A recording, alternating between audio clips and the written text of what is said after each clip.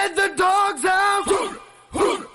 You know what? Supreme court ने suo motu cognizance लिया है और ऑर्डर दिया all stray dogs in Delhi NCR must be shifted to shelters within 8 weeks.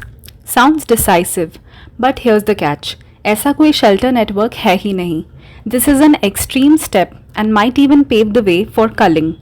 Protests erupted at India Gate. Several activists were detained. The debate is intense, with fresh hearings now before a large 3-judge bench which has reserved its order on stay.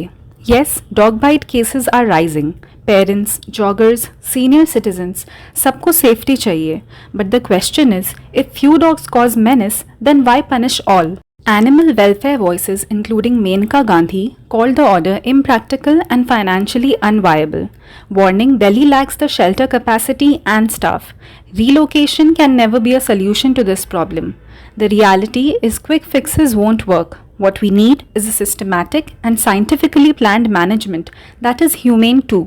Mass sterilization and preventive rabies vaccination, designated feeding spots away from homes and kids' play area, strict control of pet abandonment and illegal breeding, identifying and moving aggressive dogs to special shelters, proper data mapping of dog populations, public awareness. We already have proof.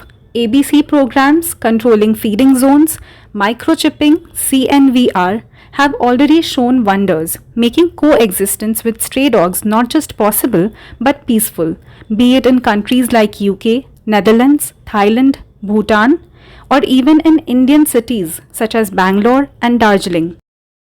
It's high time we invest in real solutions and hold those responsible for this negligence accountable, because this issue is also a mirror of our failed system.